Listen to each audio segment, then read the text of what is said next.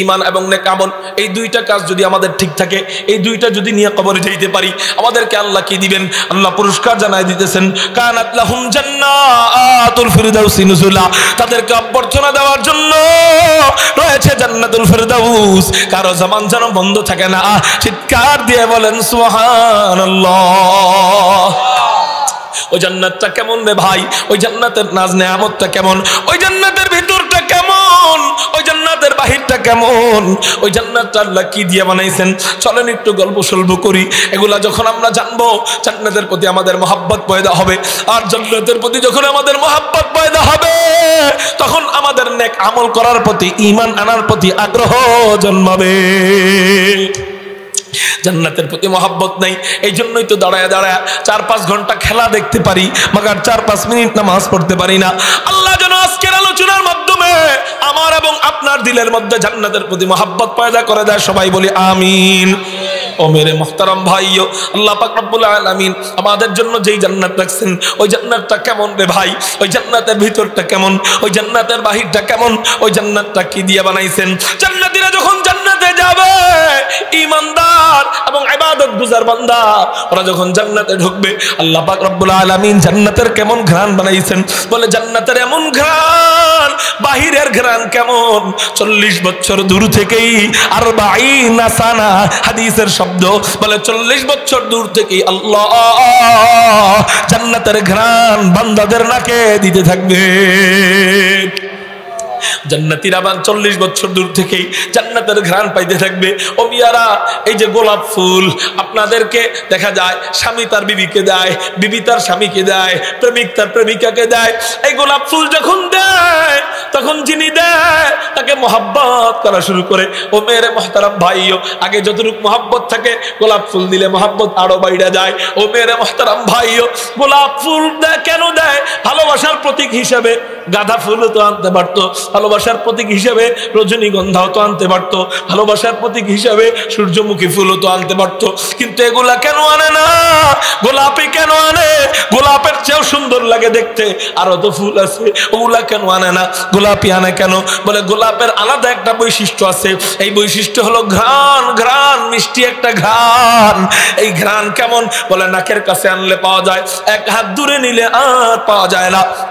ও মেরে মুহতারাম ভাইও, তো এই এতটুক গোলাপের ঘ্রাণের জন্য যদি আমরা যিনি গোলাপ দেয় ওনারে মহব্বত করা আরম্ভ করি, এবার চিন্তা করেন, যেই মালিক আমার আপনার জন্য এমন জান্নাত বানায় রাখছেন, যেই জান্নাতের ঘ্রাণ 40 বছর দূর থেকেই পাওয়া যাবে, বলেন না ওই জান্নাতের মালিককে আমাদের জন্য কেমন ভালোবাসা দরকার? ওই মালিককে আমাদের জন্য কেমন মহব্বত করা দরকার? এবার জান্নাতীরা জান্নাতের কাছে যাবে। আল্লাহ পাক রব্বুল আলামিন বলেন, হাত্তা ইযা জাউহা ওয়া ফুতিহাত আবওয়াবুহা। আপনাদের মুখের মধ্যে কি পোকা পড়ছে নি? হ্যাঁ, শয়তানে খালি খুশায় যে আল্লাহর নাম কইছ না। আল্লাহ পাকের কোরআনুল কারীমের, আল্লাহ পাকের কালামের এক একটা আয়াত, আল্লাহ পাকের কোরআনের এক একটা আয়াত, আল্লাহ পাকের এক একটা কুদরত। আর আল্লাহর কুদরত দেখলে কি কি বলা বেশি বেশি? বলেন, আরো জোরে বলেন সুবহানাল্লাহ, আল্লাহু আকবার। আল্লাহ পাকের নিদর্শন দেখলে এগুলা বলা সুন্নাত। এই জন্য আমরা যখন আয়াত শুনবো, ও আমি কারীদের মতো কেরাত পারি না দেখে এটা, এই জন্য আল্লাহু আকবার বলেন না। না, আমি যদি ওইভাবে বলতাম, পারিও তো না, কি কমু, শরম পাই না কি জানি না। বিসমিল্লাহির রহমানির রহিম, ওইভাবে যদি আমি কইতাম তাহলে আল্লাহু আকবারের বন্যা বয়ে যাইতো। ওইভাবে বলি না দেখে আল্লাহু আকবার কইতে মনে চায় না। আসলে তাহলে বোঝা গেল আমাদের আল্লাহু আকবার বলাটা, আয়াত বলার পরে আল্লাহু আকবার বলাটা শুধু সুরের সাথে আমরা খাস করে ফেলছি, তেলাওয়াতের সাথে না। এই জন্য আমি যদি এমনি পড়ি বিসমিল্লাহির রহমানির রহিম, দেখছেন কয় না, বুঝছেন নি? আর যদি এটারে হেই সুরে কই, আরে বাবারে বাবা, লাভ দিতে চাই, ঠিক না? ঠিক। আমাদের উচিত কোনটা? যে কোনো ভাবেই শুনবো, সে ওইভাবেই আমরা কি করব? আল্লাহ, এর লেগে আবার সাবধান, নামাজের ভিতরে চিল্লান দিয়ে না, টয়লেটের ভিতরে না, যে জায়গা আছে। আবার নামাজ পড়া সবসময় ফরজ, ঠিক, এর লেগে আবার আয়েজ অবস্থা নামাজ পড়া ফরজ না, বিষয়টা এমন। আল্লাহু আকবার এখানে বলা সুন্নাত, ঠিক, টয়লেটের মধ্যে আল্লাহু আকবার চিৎকার দিয়ে সাবধান, তাহলে কিন্তু হিতে বিপরীত হবে। মুহতারাম হাজিরিন, তো বলতেছিলাম হাত্তা ইযা জাউহা ওয়া ফুতিহাত আবওয়াবুহা ওয়া ক্বালা লাহুম খাযানাতুহা সালামুন আলাইকুম তিবতুম ফাদখুলুহা খালিদিন। আল্লাহ পাক রব্বুল আলামিন বলেন, জান্নাতীরা যখন জান্নাতের দরওয়াজার কাছে যাবে, আল্লাহ বলেন জান্নাতের সমস্ত দরজাগুলো খুলে দেওয়া হবে। জান্নাতের দরজা কয়টা? বুখারী শরীফের 416 নম্বর হাদিসের মধ্যে পাওয়া যায়, ফিল জান্নাতি সামানিয়াতু আবওয়াবিন, জান্নাতের দরজা হলো 8টা। এই 8 দরজা কত বড় ও মেরে মুহতারাম ভাইও, হাদিসের মধ্যে পাওয়া যায় জান্নাতের দরজার লম্বা কত বড় তা আমি নিজেও জানি না। জান্নাতের দরজার পাশ কতটুক, একটা তো দৈর্ঘ্য আরেকটা হলো প্রস্থ, এই দৈর্ঘ্য কতটুক এটা আমি নিজেও জানি না। জান্নাতের প্রস্থ, দরজার প্রস্থ কতটুক, নবীজি হাদিসের মধ্যে বলেন এক চৌকাঠ থেকে আরেক চৌকাঠের দূরত্ব, জান্নাতি দরজার এক চৌকাঠ থেকে আরেক চৌকাঠের দূরত্ব কমপক্ষে 40 সানা, 40 বছরের রাস্তা। চিৎকার দিয়ে বলেন সুবহানাল্লাহ। ও মেরে মুহতারাম ভাইও, 40 বছরের রাস্তা কত বড় জানেননি? এই পুরা ভূপৃষ্ঠ গোলাকার পৃথিবীটা, এই পৃথিবীর এক প্রান্ত থেকে আরেক প্রান্ত রাস্তা মাত্র একদিন। কয়দিন? মাত্র একদিন। এই পৃথিবীর উপরে, আপনার গোলাকার পৃথিবীর উপরে বাংলাদেশ, নিচে কোন রাষ্ট্র আমাদের বরাবর? আমেরিকা বা যুক্তরাষ্ট্র অথবা চিলি। মেরে মুহতারাম ভাইও, আমাদের বরাবর আমেরিকা। এখান থেকে বিমান রওনা দেয়, 24 ঘন্টা সময় লাগে না। তার মানে বোঝা গেল 24 ঘন্টা একটা বিমান পৌঁছায় যায় পুরা দুনিয়া, পুরা পৃথিবী। দুনিয়া না, দুনিয়া আবার আলাদা, পুরা ভূপৃষ্ঠ, পুরা গোলাকার পৃথিবী, এটা পুরা 24 ঘন্টায় পৌঁছায় যায়। ও মেরে মুহতারাম ভাইও, ওই বিমানকে যদি ক্ষমতা দেওয়া হতো যে 40 বছর ছোট বিমান যদি এখান থেকে রওনা দিত, 40 বছর পরে যায় থামতো। এবার চিন্তা করেন 24 ঘন্টায় যদি পুরা গোলাকার পৃথিবী ভ্রমণ করতে পারে, 40 বছর ছুটলে এই বিমান কত দূর যায় থামবে? বলে ওখান থেকে এই পর্যন্ত যত জায়গা, তার চেয়েও বেশি জায়গা জান্নাতের পাশ, এর চেয়েও বেশি প্রশস্ত। জান্নাতীরা জান্নাতের দরজা দিয়ে ঢুকবে। কোন কোন দরজা দিয়ে কারা কারা ঢুকবে? বলে মুত্তাকি বান্দাদের মধ্যে 8 ভাগে ভাগ করা হবে। কয় ভাগে? 8 ভাগে ভাগ করা হবে। নামাজকে বেশি মহব্বত যারা করে তাদেরকে 1 ভাগ করবেন, রোজাকে বেশি মহব্বত যারা করে তাদেরকে আরেক ভাগ করবেন, সদকাকে বেশি মহব্বত যারা বেশি করে তাদেরকে আরেক ভাগ করবেন। মুত্তাকিদের মধ্যে কোয়ালিটি আছে না? কেউ নামাজ বেশি পড়ে, কেউ জিহাদ বেশি পড়ে, কেউ জিহাদ বেশি করে, কেউ সদকা বেশি করে, কেউ বেশি সদকা টদকা করতে পারে না, অসুস্থ, নামাজও বেশি পড়তে পারে না, এদিক দিয়া রোজাও বেশি রাখতে পারে না, কিন্তু কি করে? অন্য কিছু কাজ করে, কিন্তু আল্লাহকে মহব্বত করে, তাকওয়া অবলম্বন করে, 5 ওয়াক্ত নামাজকে ঠিক রেখা অন্য অন্য কাজগুলো কইরা যায়। এমন 8 ভাগে ভাগ করবেন মুত্তাকিদেরকে আল্লাহ। 8 ভাগের মুত্তাকিদেরকে আল্লাহ 8 জান্নাতের দরজা দিয়ে প্রবেশ করাবেন। ওই জান্নাতের 8 দরজার নাম কি? 1 নম্বর দরজার নাম বাবুস সালাহ, 2 নম্বর দরজার নাম বাবুল জিহাদ, 3 নম্বর দরজার নাম বাবুর রায়্যান। কোন দরজা দিয়ে কে প্রবেশ করবে এটা আজকে আর বলবো না, আল্লাহ তৌফিক দিলে যদি অন্যদিন বসি ওইটা বলবো। এক এক দরজার আলোচনা কমপক্ষে 3-4 ঘন্টা কইরা আমি শুধু নাম বইলা যাব। 3 নম্বর দরজার নাম বাবুর রায়্যান। এই রায়্যান নিয়ে আলোচনা কইরা শেষ করা যাবে নি। বাবুর রায়্যান নিয়ে আলোচনা পুরা রমজান বইরা খতিব সাহেবরা করে, তাও শেষ হয় না। মেরে মুহতারাম ভাইও, এই 2 নম্বর দরজার নাম বাবুল জিহাদ।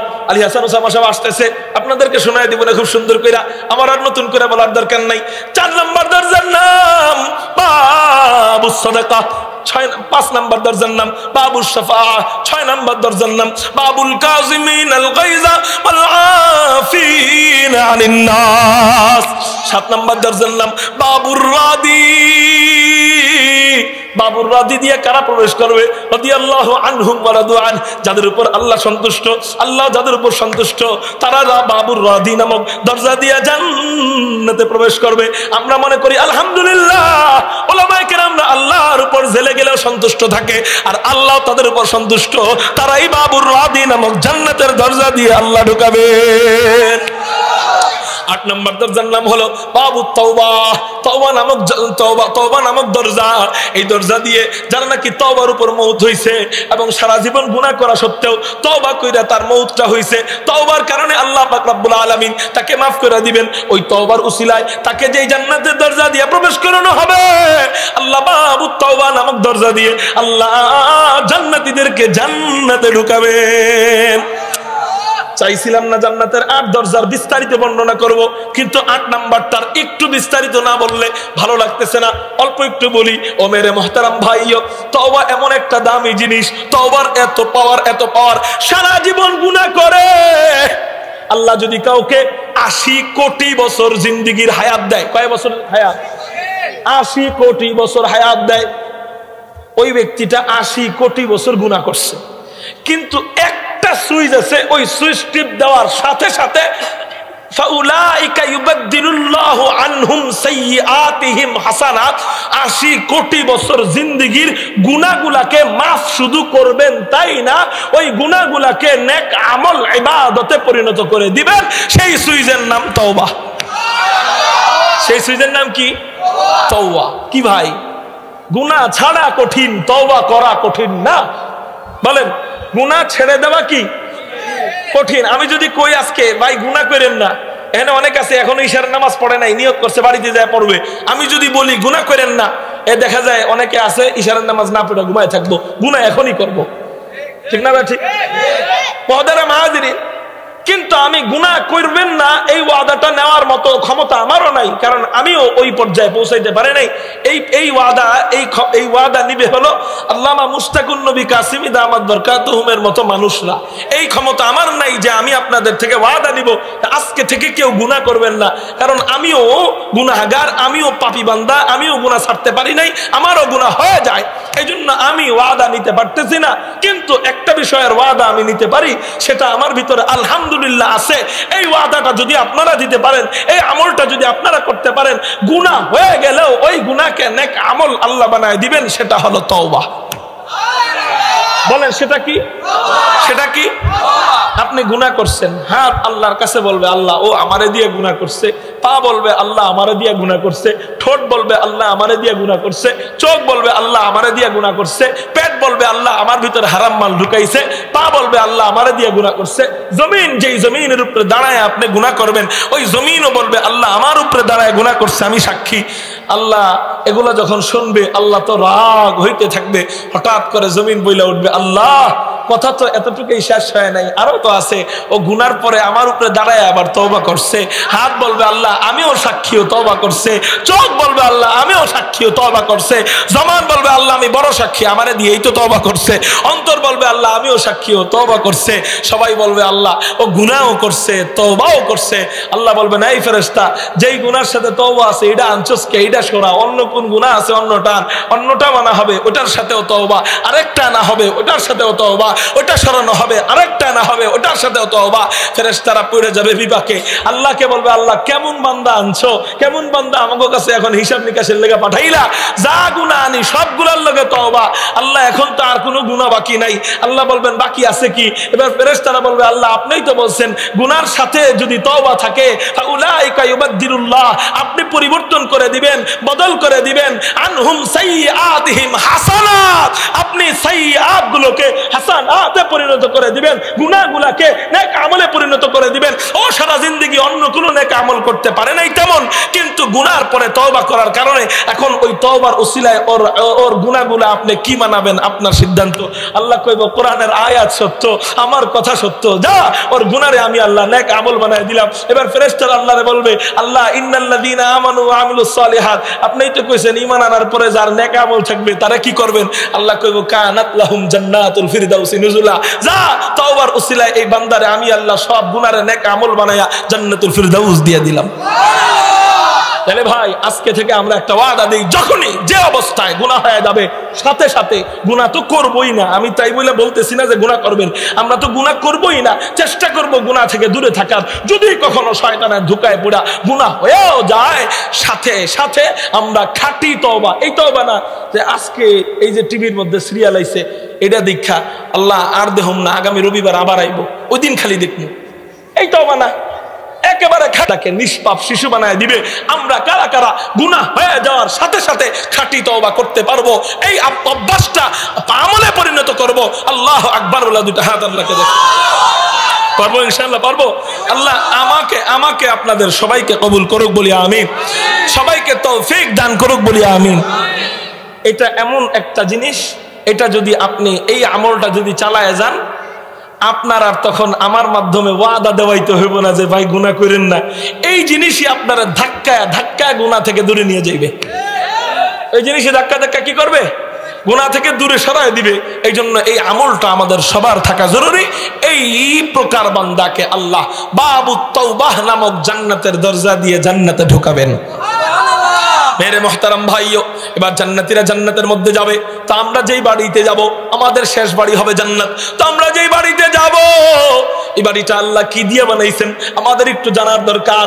আমরা যেই জান্নাতের ভিতরে ঢুকবো, ওই বাড়িটা, ওই জান্নাতটা আমাদের জানা নাই কি দিয়ে বানাইছেন। এই জন্য জান্নাতের প্রতি মহব্বত নাই।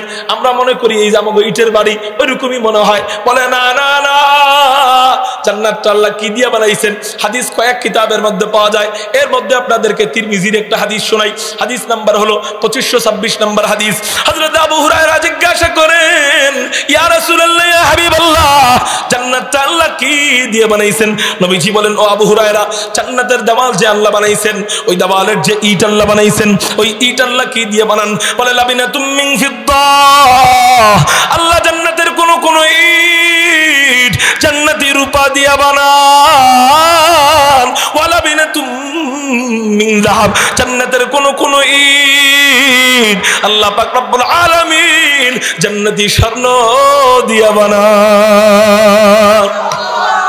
জান্নাতের কোন ইট জান্নাতি রূপা দিয়া বানান, জান্নাতের কোন ইট জান্নাতি স্বর্ণ দিয়া বানান। শুধু তাই না, শুধু তাই না, জান্নাতের মশলা, ইটের মশলা আল্লাহ কি দিয়া বানান? দুনিয়াতে ইট কেউ দাম দেয় না, দুনিয়াতে মশলার কেউ দাম দেয় না। ও মেরে মোহতারাম ভাইও, সিমেন্ট পড়ে থাকে, সিমেন্টের কোনো দাম ওইরকম দেয় না। সিমেন্টের আর কতটুকুই দাম, কিন্তু জান্নাতি মশলার কত দাম। বলে দুনিয়াতে মশলা বানায় কি দিয়া?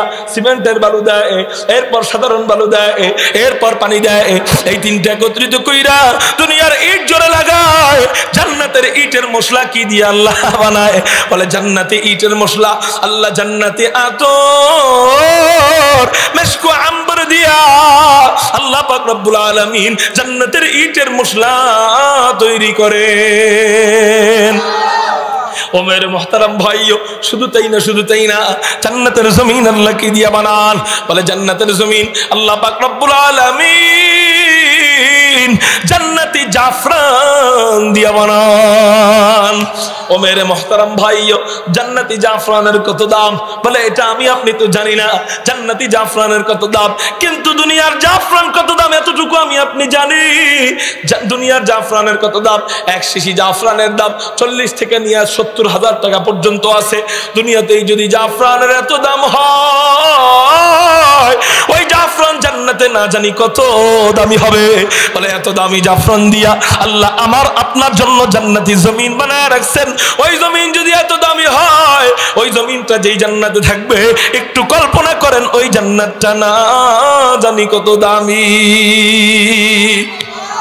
আলহামদুলিল্লাহ কদ্দারা খাইরান ওয়া খাবালা, আলহামদুলিল্লাহ কদ্দারা খাইরান ওয়া খাবালা, ওয়াশ শুকরু লিমান সাওয়ারা হুসনান ওয়া জামালা, ফারদুন সামাদুন আন সিফাতিল খালকি বারিউন, রাব্বুন আযালিয়্যুন খালাকাল খালকা কামালা, আল-আনা কামা কানা ওয়া লাম ইয়ালকা যাওয়ালা, লা শিবহা ওয়ালা মিসলা ওয়ালা আম্মা ওয়াকালা, লা শিবহা ওয়ালা মিসলা ওয়ালা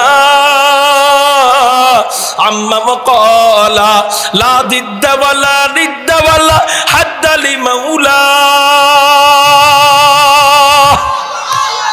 লা দিদ্দা ওয়ালা নিদ্দা ওয়ালা হাদ্দা লিমাউলা, লা কুফুয়া ওয়ালা ফির। কার কার মনোযোগ নাই? আল্লাহু আকবার বলে হাত উঠান তো। আমি বুঝতেছি মনোযোগ এখন অন্যদিকে। আমি এই জন্যই এই পরীক্ষাটা করলাম।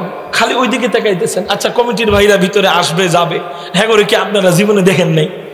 হ্যাঁ, তাহলে আমরাও তাকায় থাকি আপনাগুলোকে। কি কর? খালি ওই দিকে তাকায়। আচ্ছা, আপনার আমার বয়ান খারাপ লাগলে কোন আমি নেমে যাই? হ্যাঁ, আমার পরের বক্তা নিয়ে আসুক। তাহলে আর তাকাবেন না তো অন্যদিকে, মনোযোগ থাকবে তো আমার দিকে। তাহলে এত ডাইলের কে লেগে মনোযোগ থাকলে আর এটা করা যাবে না। ঠিক আছে ইনশাআল্লাহ। এখন রাত চলতেছে, দিন না। এখন কিন্তু দিন চলতেছে, রাত না। ঠিক না বা ঠিক? এই হলো পরীক্ষার অবস্থা। শুনি, আরো মনোযোগ দিতে হবে। কি করতে হবে আরো? লাস্টে কি কইছি আমি? এখন কিন্তু কি চলতেছে? আমি কইছি কি? এখন কি চলতেছে বলছি? আমি বলছি কি? দিন চলতেছে। তো ঠিক করলেন কে? তাহলে বুঝা গেল আমাকে মনোযোগ এখনো শ্বশুর বাড়িতে। এখন আমার দিকে আনতে হবে। কোন দিকে? আমার দিকে। আর চুল পরিমাণও অন্যদিকে তাকানো যাবে, অন্যদিকে মনোযোগ দেওয়া যাবে না। যদি দেন তাহলে ওই বেচারার মতো হবে। আমাকে উস্তাদ এক ঘটনা শুনাইতো। আমরা যখন ক্লাসে বসে ঘুমাইতাম তখন শুনাইতো যে এক বেড়ায় টয়লেটে যায় দোয়া পড়তেছে শৌচকার্য সারার সময়, আল্লাহুম্মা জাআলনি মিনাত তাওয়াবিন ওয়া জাআলনি মিনাল মুতাতাহহিরিন। এখন বাইরের থেকে বউ কয়, আগে তো মনে করছিলাম তুমি আধা মেন্টাল, এখন কি পুরো মেন্টাল হয়ে গেছো নি? কয় কে কি হয়েছে? টয়লেট আল্লাহর নাম নিতেছে। এখন বাইরে কয় কি তোমার লেগে বাইরেও শান্তি নাই, টয়লেটের ভিতরেও কি একটু শান্তি মতো করতে পারো না জিনিসপত্র? আচ্ছা ঠিক আছে করবা, ভালো কথা, তো আল্লাহর নাম নিতেছো কেন? কয় নিতেছি, এটা হুজুরে গতকালকে ওয়াজ করছে, তুমি বেশি জানো নাকি? হুজুরে বড় হুজুর ঢাকার থেকে আইছে, ওয়াজ করে গেছে যে টয়লেটের ভিতরে যখন তোমরা শৌচকার সারবা তখন এই দোয়া পড়বা, আল্লাহুম্মা জাআলনি মিনাত তাওয়াবিন। না না, কি বলছে? আপনি কাগজ দিচ্ছেন, আমি নিজেও মনোযোগ অন্যদিকে গেছে।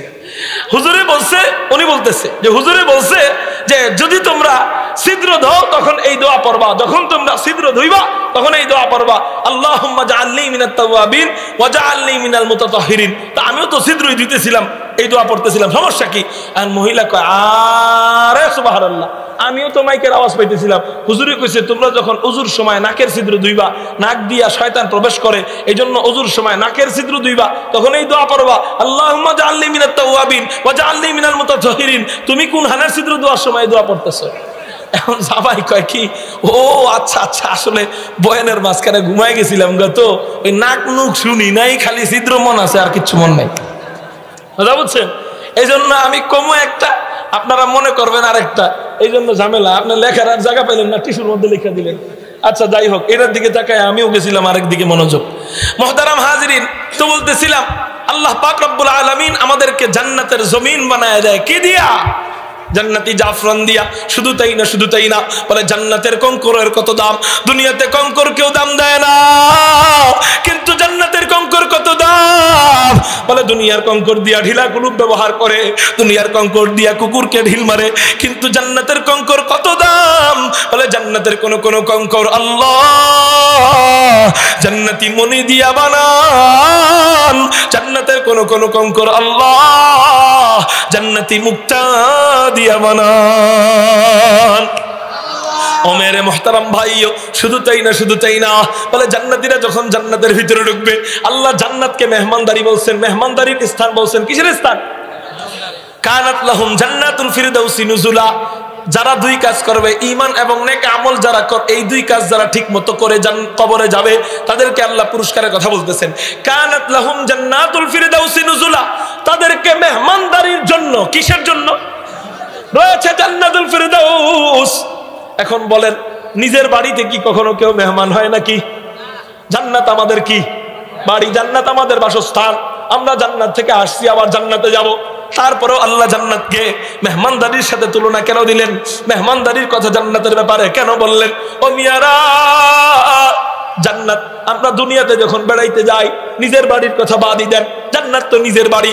দুনিয়ার ক্ষেত্রে নিজের বাড়ির কথা বাদ দেন, আমরা যখন বেড়াইতে যাই, বেড়াইতে যাওয়ার ক্ষেত্রে সবচেয়ে উচ্চ জায়গা কোনটা বলেন তো? মেজবানদের ক্ষেত্রে সবচেয়ে উঁচু মেজবান কে? কোন বাড়ি? ভাই তো মাশাআল্লাহ, শ্বশুর বাড়ি। কি বাড়ি?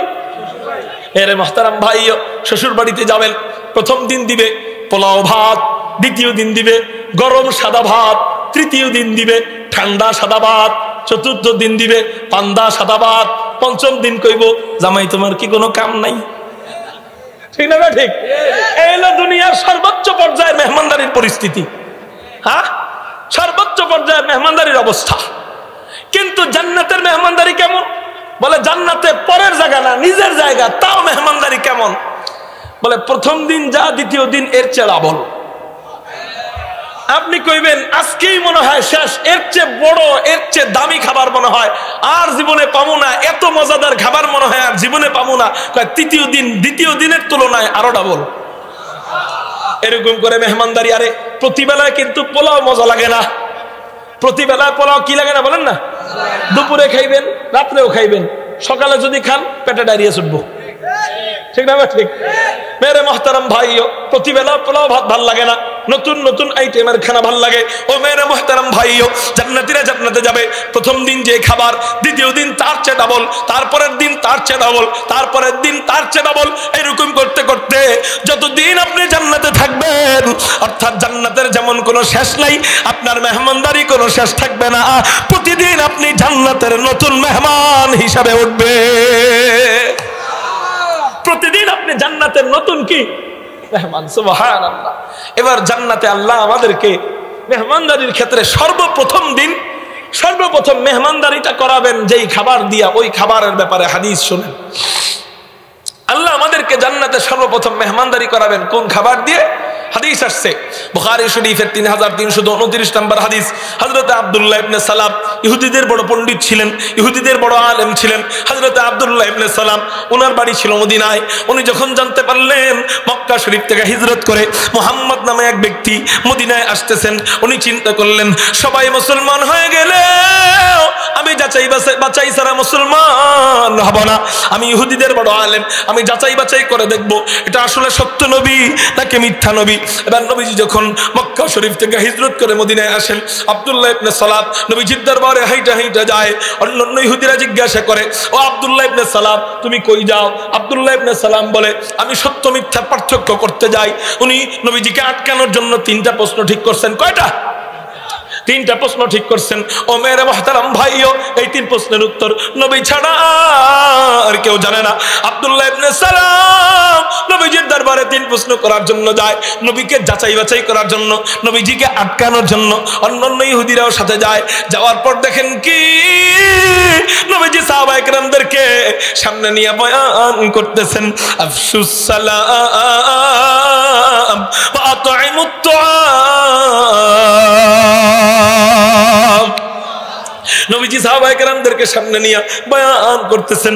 আব্দুল্লাহ ইবনে সালাম মসজিদের কোণায় দাঁড়াইয়া দাঁড়াইয়া নবীজির বয়ান শুনতেছেন, আর হেদায়েতের নূর অন্তরের মধ্যে তীরের মতো বিদ্ধ হচ্ছে। ও মেরে মুহতারাম ভাইও, এবার আব্দুল্লাহ ইবনে সালাম নবীজির দিকে অপলক দৃষ্টিতে তাকায় রইছেন। অন্যান্য ইহুদিরা জিজ্ঞাসা করে, ও আব্দুল্লাহ ইবনে সালাম কই যাও? আব্দুল্লাহ ইবনে সালাম, অন্যান্য ইহুদিরা আব্দুল্লাহ ইবনে সালামকে বলে, ও আব্দুল্লাহ ইবনে সালাম তুমি তো প্রশ্ন নবীজিকে 3টা করতে আসছো যাচাই বাছাই করার জন্য, ঠিক আছে প্রশ্ন করবা, কিন্তু আমাদের একটা কথার উত্তর দাও।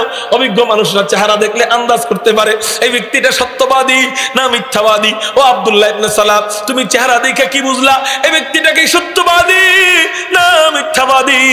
ও মিয়ারা, আব্দুল্লাহ ইবনে সালাম নবীজির চেহারা দেখে কি বলবে? নবীজির চেহারার কথা দূরেই রাখেন, আমরা যারা নাকি নবীজির হাদিস তেলাওয়াত করি, আল্লাহ আমাদের চেহারার মধ্যে, উম্মতের আলেমদের চেহারার মধ্যে এমন এক নূরানি আভা দিয়া দিয়েছেন, রাত নাই দিন নাই, গাড়ির মধ্যে আমাদের দিন কাটাইতে হয়, রাত কাটাইতে হয়। প্রশাসনের ভাইদের কাছে ইনফরমেশন যায়, এখান দিয়ে 2 নম্বর মাল যাবে, গাড়ি আটকাইতে হবে, তল্লাশি করতে হবে। তা আমাদের গাড়ি আটকায়, সামনে দেখা যায় 40টা 50টা গাড়ি তল্লাশি করছে, কিন্তু আমাদের গাড়ি যখন থামাইয়া আমাদের চেহারা দেখার সাথে সাথে বলে, হযরত আসসালামু আলাইকুম ওয়া রাহমাতুল্লাহ, তাড়াতাড়ি সামনে চলে যান, আপনার গাড়ি তল্লাশি কইরা আমাদের এবং আপনাদের মূল্যবান সময় নষ্ট করতে চাই না। বলে কেন ভাই, কেন? আপনার সাথে তো আগে কোনো সাক্ষাৎ হয় নাই, আপনি তো আমাকে চিনেন না, আমিও তো আপনাকে চিনি না। আমরা তো ব্যাস ধরতেও পারি, মাল অবৈধ মাল নেওয়ার জন্য ব্যাসও তো ধরতে পারি, তো আপনারা আমাদের চেহারা দেখলে ছাইরা দেন কেন? ওনারা তখন উত্তর দেয়, হযরত কি বলবো, আপনাদের চেহারায় কি যেন আছে, এই চেহারা দেখলে আমাদের দিলের মধ্যে হেদায়েতের আগুন দাউ দাউ করে জ্বলে, আমাদের দিলের মধ্যে সাক্ষী দেয় এই কথা যে আপনার এই চেহারাওয়ালা ব্যক্তিরা মদ নিয়ে যাইতে পারে না, ইয়াবা নিয়ে যাইতে পারে না, গাঁজা নিয়ে যাইতে পারে না, ফেন্সিডিল নিয়ে যাইতে পারে না। এই চেহারাওয়ালা ব্যক্তিরা গম চোর নয়, টিন চোর নয়, তেল চোর নয়, জনগণের ত্রাণ চোর নয়। এই চেহারাওয়ালা ব্যক্তিরা পাকিস্তানের আমলের মুরগি চোর নয়। হযরত আমরা দেখা বুঝতে পারি, আমাদের দিল সাক্ষী দেয় আপনারা এই সমস্ত কাজ রাষ্ট্রদ্রোহী করে কাজ করতে পারেন না। ও মেরে মহতারাম ভাইও, তা আমাদের চেহারা দেখলে সেইরা দেয়। শুধু তাই না, পুলিশ ভাইরা তো অভিজ্ঞ, ওনারা দেখা বুঝতে পারে। অভিজ্ঞর কথা বাদ দিলাম, আপনাদের মাঝে অনেকে আছে অনভিজ্ঞ, আপনারা নিজেরাও বুঝতে পারবেন। একজন আলেমকে দাঁড় করায় দিবেন, আরেকজন পাশে দাঁড় করাইবেন, উনি আলেম নয়, একজন আলেম আরেকজন আলেম নয়, দুজনকে একই পোশাক পরাইয়া দিবেন।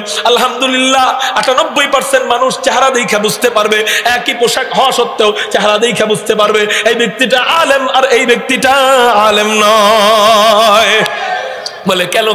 বলে চামড়া সুন্দর, কয় না না না। চেহারা সুন্দর, আলাদা ঢক আছে, কয় না না না। কয় পান করে, স্মার্ট বয়, কয় না তাও তো না। তাহলে কেন? বলে ইলমে নববীর নূর, আল্লাহ পাকের আয়াত তেলাওয়াত করতে করতে করতে করতে, কোরআন পড়তে পড়তে, পড়াইতে পড়াইতে, জিকির করতে করতে, করাইতে করাইতে, হাদিস তেলাওয়াত করতে করতে, করাইতে করাইতে, হাদিস তেলাওয়াত, হাদিস পাঠ করতে করতে, হাদিস পড়াইতে পড়াইতে চেহারার অবস্থা এমন হয়ে গেছে, চেহারায় এক নূরানি আভা আল্লাহ দিয়ে দিয়েছেন। এই জন্যই তো দেখা যায় হযরত আনোয়ার শাহ কাশ্মীরির চেহারা দেখা দেওবন্দের আশেপাশের হিন্দুরা মুসলমান হয়ে যায়। এই জন্যই তো দেখা যায় শাহজালাল ইয়ামানির চেহারা দেখা গৌর গোবিন্দের পেশাব বের হয়ে যায়। এই জন্যই তো দেখা যায় আতাউল্লাহ শাহ বুখারীর চেহারা দেখা 90,000 কাদিয়ানি অমুসলিম মুসলমান হয়ে যায়।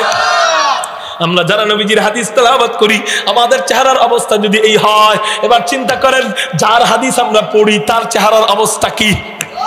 যার হাদিস আমরা তেলাওয়াত করি তার চেহারার অবস্থা কি? আল্লাহ নিজে বলেন ওই চেহারার ব্যাপারে, আল্লাহ নিজে কসম কাটেন, ওয়াদ্দুহা, ও রাসূল আপনার চেহারার কসম, ওয়াল্লাইলি ইযা সাজা, ও রাসূল আপনার কালো চুলের কসম। চিৎকার দিয়ে বলেন সুবহানাল্লাহ। হযরত আম্মা জান আয়েশার কাছে গেছেন, মহিলারা গেছেন, যাওয়ার পরে বলে আম্মা আয়েশা আজকে একটা প্রশ্ন নিয়ে আসছি। কয় কি প্রশ্ন? কয় বলেন তো দেখি, হযরত ইউসুফের চেহারা বেশি সুন্দর না আপনার স্বামী মুহাম্মদের চেহারা বেশি সুন্দর?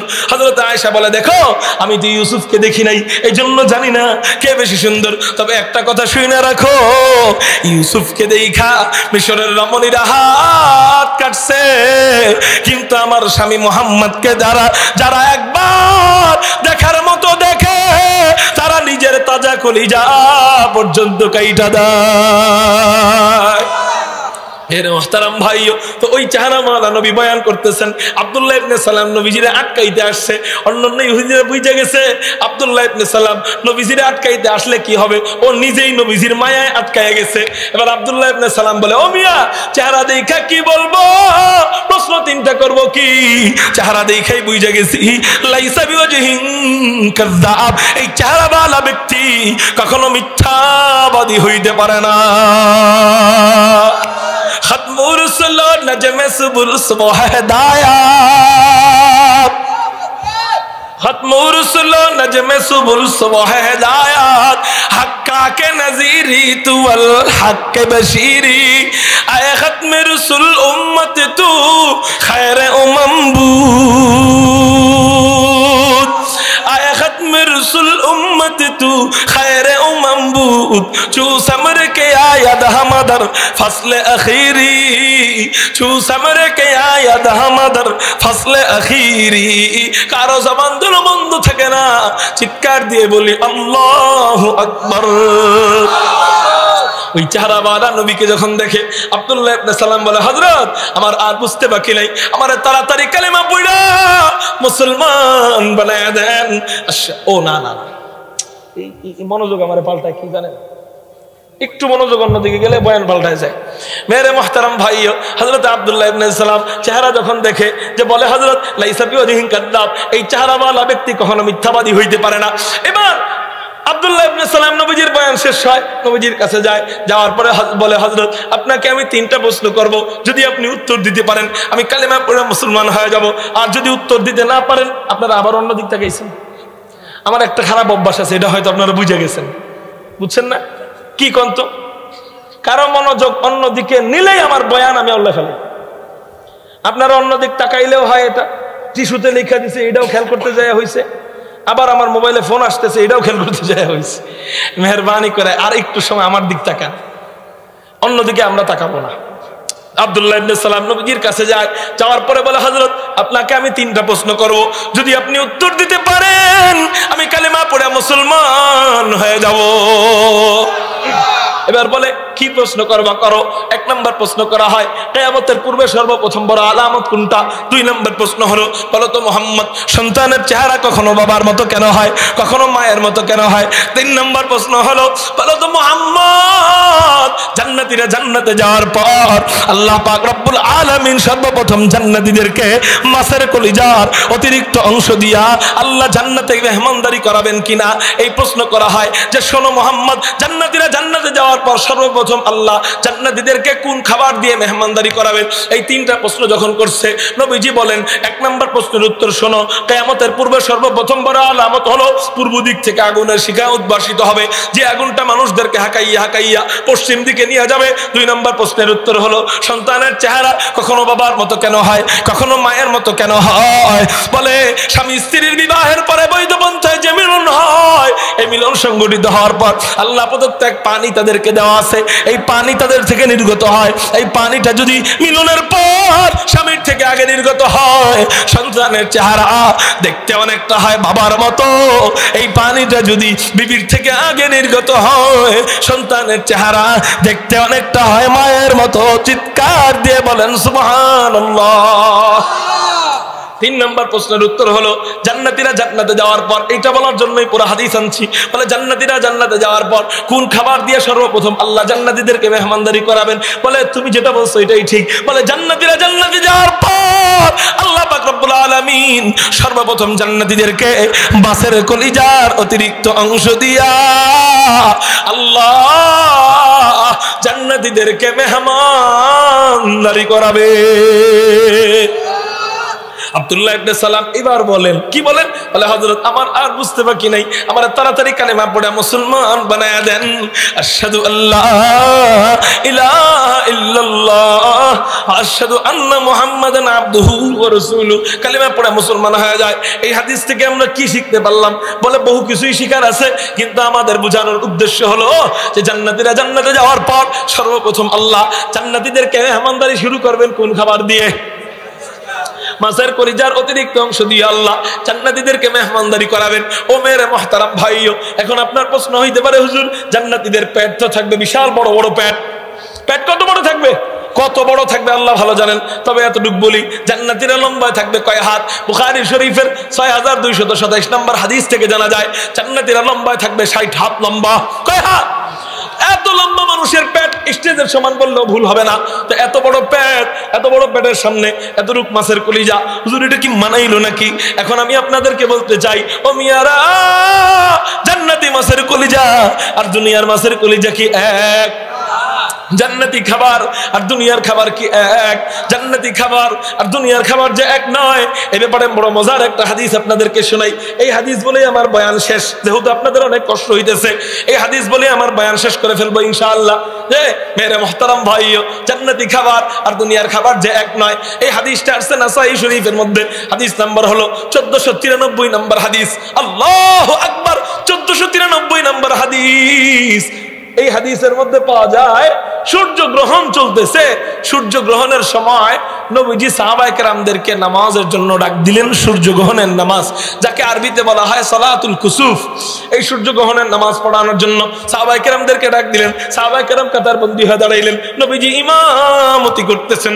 আল্লাহু আকবার, সুবহানাকাল্লাহুম্মা ওয়া বিহামদিকা ওয়া তাবারাকা ইসমুকা ওয়া তাআলা জাদ্দুকা ওয়া লা ইলাহা গায়রুক। সাহাবায়ে কেরাম পিছনে নামাজ পড়তেছেন, তো চোখটা নামাজের মধ্যে, চোখের একটা কোণা আফসা নবীজির দিকে দিয়ে রাখছেন, কারণ নামাজের মধ্যে চোখ দিতে হয় সিজদার দিকে, কিন্তু সাহাবায়ে কেরাম চোখ সিজদার দিকে দিতেন ঠিক, কিন্তু একটু মনোযোগ নবীজির দিকে রাখতেন। কারণ কি? কারণ কি? আমার নবী যা করেন তাই হাদিস, আমার নবী যা বলেন তাই হাদিস। আমার নবী কাউকে থাপ্পড় দিছে, এটাও হাদিস। ধমক দেয়, এটাও হাদিস। আদেশ করেন, এটাও হাদিস। নিষেধ করেন, এটাও হাদিস। এই যে আমি হেলান দিলাম, সোজা হয়ে বসলাম, কেউ 2 টাকার দাম দেয় না, কিন্তু নবী নবীজি হেলান দেয়, আবার সোজা হয়ে বসেন। এটাও বুখারী শরীফের হাদিস হয়। কানা মুত্তাকিআন ফাজালাসা, ছিলেন তিনি হেলান দেওয়া, সোজা হয়ে বসলেন। তাহলে বোঝা গেল আমার নবী যা করেন তাই হাদিস। আশ্চর্যের ব্যাপার হলো আমার নবী চুপ থাকেন, এই চুপ থাকাটা উম্মতের জন্য রহমতের হাদিস। চুপ থাকাটা উম্মতের জন্য কিসের হাদিস বলেন না? নারা তাকবীর, আলহামদুলিল্লাহ। আপনাদের কষ্ট হইতেছে এর লেগে ছেড়ে দিলাম, হাদিসটা শেষ করুননি। এখন করেন কইলেন কে? যখন কষ্ট হইতেছে ওই সময় কইলেন না কে যে হুজুর কষ্ট হয় না? হ্যাঁ, শেষ করে দিব। কোনটা শেষ করতে কইলেন, ওয়াজ না হাদিস? আচ্ছা, আমাকে এক উস্তাদ আসলে বুঝছেন, উনি করতো কি, সবক যখন শেষ হইতো না, উনার তো এমনি যাইতে মন চাইতেছে, যাওয়ার সময় আমাকে একটা ধাক্কা মেরে যেত। কি জানেন, কইতো তখন কষ্ট হইতেছে এর লেগে যাইতেছি। আসলে কিন্তু হ্যাঁ এখন মতো আল্লাহর দৌড় শেষ, আমারও টাইমের দৌড় শেষ, আমার আরেক জায়গায় যাইতে হবে, সোনাগাজী যেতে হবে। এই জন্য আমি আর সময় দিতে পারবো না, কিন্তু যাওয়ার সময় আপনাকে একটু দোষ দিলাম যে আপনাকে কষ্ট হইতেছে লেগে যাইতেছি। আসলে আমার নিজেরই ঝামেলা আছে। আর 2 মিনিট মেরে মোহতারাম ভাই, তো বলতেছিলাম আল্লাহু আকবার। তো নবীজি বলতেছেন সাহাবায়ে কেরাম তো নবীজির সব কিছু হাদিস, এই জন্য সাহাবায়ে কেরাম সব সময় নবীজির দিক তাকায় থাকতেন, নবীজি চুপ থাকতেন। এই চুপ থাকাটাও কিসের হাদিস বলেন না? উম্মতের জন্য রহমতের হাদিস। ও মেরে মোহতারাম ভাইও, তো নামাজের ভিতরেও সাহাবায়ে কেরাম হাদিস সংগ্রহ করার জন্য চোখের একটা আফসা করে নবীজির দিকে দিয়ে রাখতেন। হঠাৎ করে দেখতে পাইলেন সূর্যগ্রহণের নামাজ পড়ানোর সময় নবীজি হাতের বাঁধনটা ছেড়া একটু সামনে এগিয়ে গেলেন, কি যেন ধরতে গেলেন কিন্তু ধরতে পারলেন না, আবারও পিছনে চলে আসলেন, আবারও হাত বাঁধলেন, নামাজ শেষ করলেন। সাহাবায়ে কেরাম জিজ্ঞাসা করলেন, ইয়া রাসূলুল্লাহ, ইয়া হাবিবাল্লাহ, নামাজের মধ্যে আজকে এটা কি দেখলাম?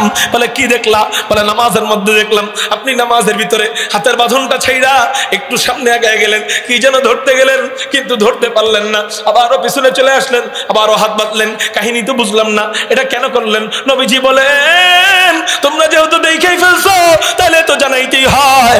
তাহলে শোনো শোনো শোনো, আজকে এক আশ্চর্য কাণ্ড কারবার আল্লাহ আমার সাথে ঘটাইয়া দিছে। কি আশ্চর্য কাণ্ড কারবার? বলে আজকে নামাজের মধ্যে আমি দেখতেছিলাম, আমি যখন সূর্যগ্রহণের নামাজ পড়াইতেছিলাম তখন আমি দেখতেছিলাম হযরত জিবরাইল পুরা জান্নাতটা হাতের মধ্যে নিয়া আমার নামাজের সামনে আইনা রাইখা দিছে। আমি নামাজে দাঁড়াইয়া দাঁড়াইয়া জান্নাতের নাজ নেয়ামত গুলা দেখতেছিলাম। ওহো, কেমন নবীর নবী আমরা পাইছি। অন্যান্য নবীর আল্লাহর কাছে কান্দে, আল্লাহ ইন্তেকালের পরে তো জান্নাত দেখবই, ইন্তেকালের আগেও একটু দেখতে চাই। আল্লাহ জানায় দেয়, না না না, লান্তারা লান্তারা, ইন্তেকালের আগে জান্নাত দেখতে পারবা না, পরেই দেখবা, এটা সারপ্রাইজ। কিন্তু আমাদের নবীজি দোয়া করেন, আল্লাহুম্মা ইন্নী আসআলুকাল জান্নাহ, আল্লাহুম্মা ইন্নী আসআলুকা রিদাকা ওয়া জান্নাতুল ফিরদাউস। আল্লাহ তোমাকে চাই, তোমার জান্নাত চাই। বারবার যখন জান্নাত চায় আল্লাহ বলেন, এ জিবরাইল রে, আল্লাহ যখন বারবার নবীজি জান্নাত চায় আল্লাহ জান্নাত দেখানোর জন্য ব্যাকুল হয়ে যায়। বলেন, এ জিবরাইল রে, আমার রাসূল জান্নাত চায়, যাও, না দেখেই কতবার চাইতেছে, যাও একটু দেখায় নিয়ে আসো। জিবরাইল বলেন, আল্লাহ কেমনে দেখাবো? নবী দেখি জান্নাতে নিয়ে আসবো নাকি? আল্লাহ বলেন, না না না, এটার একটা আলাদা সফর আছে, এই সফরের নাম হলো, ওই সফরের নাম হলো মেরাজ। কিন্তু এখন যেটা করবা, বলে আমার রাসূলের শান, মান, মাকাম, মর্যাদা, আযমত, ইজ্জত আমি আল্লাহ এত বাড়াইছি, আমার রাসূলকে চুল পরিমাণও লড়ানোর দরকার নাই, আমার রাসূলকে চুল পরিমাণও সরানোর দরকার নাই। আমার রাসূল যেখানে যে অবস্থায় থাকবে ওখানে সে অবস্থায় থাকুক। তুমি এক কাজ করো, আমার রাসূলের জন্য পুরা জান্নাতটা কোলে নিয়া আমার রাসূলের পায়ের সামনে রাইখা দাও। এবার হযরত জিবরাইল পুরা জান্নাতটা কোলে নিয়া নবীজির নামাজের সামনে রাইখা দেয়। নবীজি বলেন, আমি নামাজে দাঁড়াইয়া দাঁড়াইয়া জান্নাতের সমস্ত নাজ নেয়ামত গুলা দেখতেছিলাম। সাহেবে আসরা সে উনা মুহ সে একবারে পরমালা, সাহেবে আজরা সে উনা মুহ সে একবারে পরমালা, ইলম ওয়াজ আউয়ালিন ও আখিরি अंदर मजीद, इल्म ओवज अव्वलीन व आखिरी अंदर मजीद, साहिब खुल्क़े আজিম ও মজহরে জুদে আমিম সাহেবে খুলকে আজিম ও মজহরে জুদে আমিম আয়াতে रहमत के शाले उरऊ बस्तरहीन आयते रहमत के शान दश खुदा बंदे करीम रहमतुल लिल आलमी खान दश खुदा बंदे करीम खल्क खुल्क कौल फ़अलु हदीउ समते ओ हमीद खल्क खुल्क कौल फ़अलु हदीउ समते ओ हमीद वमा अरसलनाका इल्ला रहमतल लिल आलमीन। मेरे मोहतरम भाइयों, तो नबीजी की करें, नबीजी बोलें আমি নামাজে দাঁড়িয়ে দাঁড়িয়ে জান্নাতের নাজ নেয়ামতগুলো দেখতেছিলাম। এর মধ্যে আমি দেখতে পাইলাম জান্নাতে হরেক রকম ফল আমার সামনে আনা হয়। আপেল আনা হয়, নাশপাতি আনা হয়, বেদানা আনা হয়। এর মধ্যে একটা ফল হলো জান্নাতি আঙ্গুর ফল। কি ফল? আঙ্গুরের একটা থোড়া আমার সামনে আনা হয়। আমি ওইটা দেখা আর নিজেকে সামলাইতে পারলাম না। জান্নাতের এক আঙ্গুরের থোড়া দেখতে এত চমৎকার লাগতেছিল, এত বিউটিফুল লাগতেছিল, এত সুন্দর লাগতেছিল, আমি আর নিজেকে ধরে রাখতে পারলাম না। অটোমেটিক নামাজের ভিতরে আমার হাত আঙ্গুরের থোড়া ধরার জন্য সামনে চলে গিয়েছে। সাহাবায়ে কেরাম বললেন, ইয়া রাসূলুল্লাহ, ইয়া হাবিবাল্লাহ, এই নিতাইলে কথা, এই জন্যই জান্নাতের আঙ্গুর ধরার জন্য আপনি সামনে হাত দিছিলেন নামাজের ভিতরে। কয় হ্যাঁ। কয় তাহলে আপনি করলেনটা কি? কয় কি করলাম? বলে আপনি হাত দিছিলেন ভালো কথা, তো একটু ধরে আনলে তো আমরাও তো একটু দেখতে পারতাম, আমরাও তো একটু খাইতে পারতাম। নবীজি বলেন, ও মিয়ারা কি বলো না বলো, জান্নাতের এক আঙ্গুরের ছোরা কত বড় জানোনি? কয় যতই বড় হোক, আপনার মতো পাহলোয়ান জান্নাতের একটা মাত্র আঙ্গুরের ছোরা আনতে পারে না, এটা কি কোনো কথা? আপনারে আল্লাহ কত শক্তি দিছে, এত শক্তি দুনিয়ার আর কোনো মানবকে দেন নাই। আপনি জান্নাতের একটা আঙ্গুরের ছোরা আনতে পারলেন না, তাহলে বলেন তো দেখি কত বড়? নবীজি বলেন, ও সাহাবীরা শোনো, আমি যদি জান্নাতের মাত্র এক আঙ্গুরের ছোরা আনতাম, ওটা যদি আমি আনতে পারতাম, আমি থেকে নিয়ে কিয়ামত পর্যন্ত সমস্ত জাতিরা, সমস্ত গোষ্ঠীরা, সমস্ত উম্মতেরা, সমস্ত পুরুষ আর নারীরা কিয়ামত পর্যন্ত জান্নাতের ওই এক আঙ্গুরের ছোরা থেকে আঙ্গুর খাইতো, কিয়ামত হয়ে যাইতো, তারপরেও জান্নাতের মাত্র এক আঙ্গুরের ছোরাও শেষ হতো না। লা দিদ্দা ওয়ালা নিদ্দা ওয়ালা হাদ্দা লিমাওলা, লা দিদ্দা ওয়ালা নিদ্দা ওয়ালা হাদ্দা লিমাওলা, লা কুফুয়া ওয়ালা বিলদা ওয়ালা আম্মা ওয়াকালা, লা কুফুয়া ওয়ালা বিলদা ওয়ালা আম্মা ওয়াকালা। ও মিয়ারা, এই হাদিস থেকে আমরা কি বুঝলাম? জান্নাতে কোনো আঙ্গুর আর দুনিয়ার আঙ্গুর আকাশ পাতালও যদি পার্থক্য বলি তারপরেও ভুল হবে। তাহলে বোঝা গেল জান্নাতি কোনো খাবার আর দুনিয়ার খাবার এক। বুঝা গেল এখান থেকে জান্নাতি মাছের কলিজা আর দুনিয়ার মাছের কলিজাও এক না। আল্লাহ আমাদেরকে ওখানে পেটের সাইজ মোতাবেক খানা বানায় দিবেন। আল্লাহ যদি তৌফিক দেয়, আগামীতে জান্নাতের খাবারের আরো বহু বর্ণনা আপনাদেরকে বলবো ইনশাআল্লাহ। জান্নাতি বিবির বর্ণনা, জান্নাতি বাড়ির বর্ণনা, আল্লাহকে দেখার সাক্ষাৎ করার অবস্থার বর্ণনা, মাসজিদ নামক মাঠে বৈশা বৈশা আল্লাহকে দেখার দৃশ্যের বর্ণনা। আল্লাহ যদি তৌফিক দেয় আগামীতে বলবো। আপনাদের কষ্ট হইতেছে দিকে ছেড়ে দিলাম। আল্লাহ আমাদেরকে ঈমান এবং নেক আমলের পরে ওই জান্নাতে তৌফিক দান করুক, আমিন। আসসালামু আলাইকুম ওয়া রাহমাতুল্লাহি ওয়া বারাকাতুহু।